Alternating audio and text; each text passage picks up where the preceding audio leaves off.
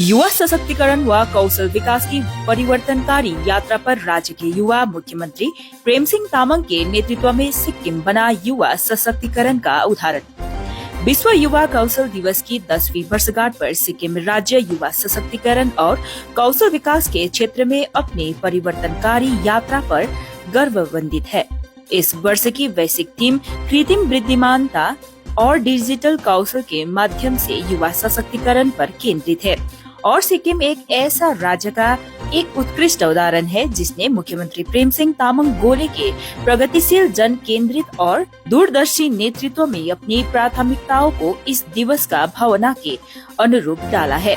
मुख्यमंत्री कार्यालय से जारी एक विज्ञप्ति में इसके बारे में बताते हुए प्रेस सचिव योगेन तामाङ ने कहा कि 2019 से ही सिक्किम राज्य इस विश्वास पर अड़िग रही है। राज्य का भविष्य उसके युवाओं के हाथों में है।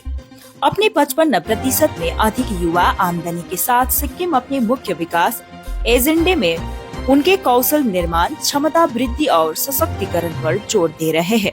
मुख्यमंत्री गोले ने लगातार अपने इस विश्वास की पुष्टि की है कि प्रत्येक युवा नागरिक को न केवल अधिकार होना चाहिए बल्कि उसे प्रासंगिक कौशल से लैस होने का अवसर भी मिलना चाहिए, जिससे वह सिक्किम और राष्ट्र के विकास में सामर्थ्यक योगदान दे सके।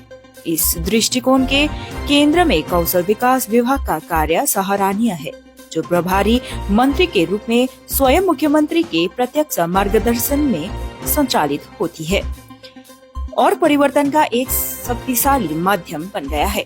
शिल्प कौशल प्रशिक्षण योजना एवं रोजगार निर्देशालय, क्षमता निर्माण निर्देशालय और राज्य क्षमता निर्माण स्थान को शामिल करते हुए एक स्थगत ढांचे के माध्यम से विभाग ने यह सुनिश्चित किया है कि युवाओं का कोई भी वर्ग पीछे न छूटे। इसके प्रयासों ने 13,000 से अधिक लोगों को प्रशिक्षित किया है, जिसके परिणाम स्वरूप 9,400 से अधिक स्वरोजगार प्राप्त कर चुके हैं और 3,700 से अधिक नियमित रोजगार में है। इसके अलावा आजीविका विद्यालय जैसे पहलों ने 5,000 लक्ष्य के मुकाबले 2,953 उम्मीदवारों को प्रशिक्षित किया है, जिसमें से 1,300 ने अधिक को लाभकारी रोजगार मिला है। वही दीनदयाल उपाध्याय ग्रामीण कौशल योजना से 3,842 उम्मीदवार लाभान्वित हुए हैं, जिससे 60% से अधिक रोजगार प्राप्त हुआ है, जो राष्ट्रीय औसत से कहीं अधिक है। प्रेस सचिव ने बताया कि इस क्षेत्र में सबसे दूरदर्शी और ऐतिहासिक हस्तक्षेपों में से एक विगत 9 मार्च को मुख्यमंत्री प्रेम सिंह तामाङ गोले द्वारा नियुक्ति केंद्र का शुभारंभ था।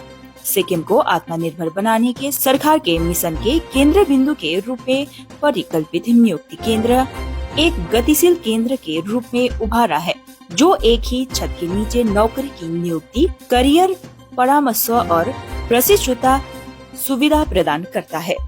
इस केंद्र ने अपने 3 कार्यात्मक विंग, प्लेसमेंट ट्रैकिंग और शिकायत निवारण के साथ 2,983 उम्मीदवारों को पंजीकृत किया है और सार्वजनिक और निजी दोनों क्षेत्रों में 1,134 लोगों के लिए प्लेसमेंट की सुविधा प्रदान की है। 138 प्रतिष्ठानों के साथ केंद्र की साझेदारी ने सिक्किम के युवाओं के लिए नौकरी और प्रशिक्षण के अवसरों की एक मजबूत और निरंतर श्रृंखला तैयार की है।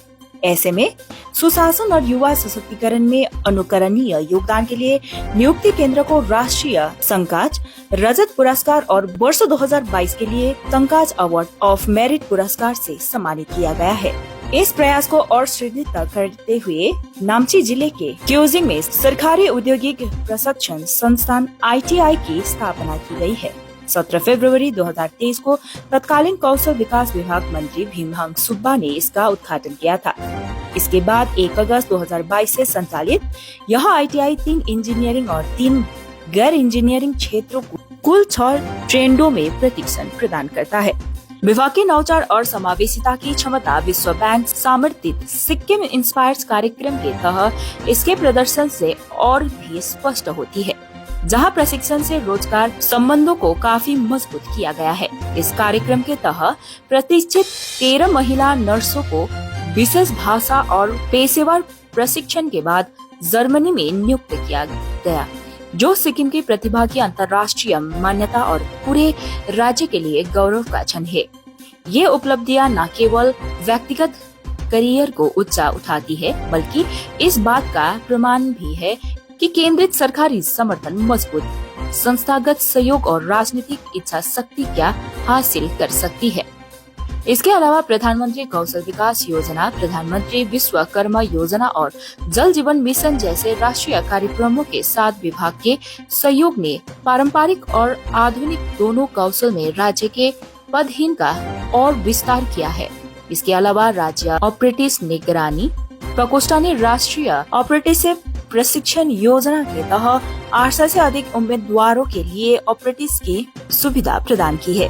वही कौशल विकास विभाग राष्ट्रीय कौशल योग्यता ढांचे के अनुरूप कार्यक्रमों का विस्तार करने, करियर परामर्श तंत्र को मजबूत करते हुए अवसरों तक निवारद पहुंच सुनिश्चित करने के लिए डिजिटल प्लेटफॉर्म विकसित करने के लिए भी प्रतिबद्ध है। एक नए रोजगार पोर्टल का शुभारंभ जल्दी ही होने वाला है, जो सभी सिक्किमी युवाओं के लिए पारदर्शिता, रियल टाइम ट्रैकिंग और नौकरियों तक बेहद पहुंच का वादा करता है।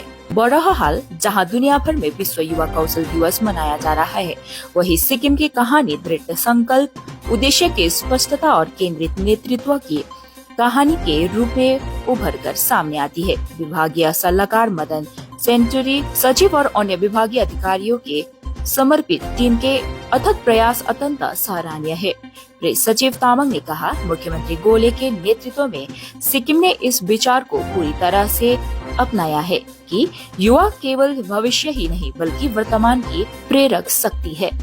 उनका सशक्तिकरण एक आकांक्षा नहीं बल्कि एक नीतिगत प्राथमिकता है, जिसे एक ऐसी सरकार द्वारा सुनिश्चित किया गया है जो उनकी क्षमता में विश्वास करती है और एक ऐसी प्रणाली का निर्माण कर रही है जो उन्हें इसे साबित करने का अवसर प्रदान करती है।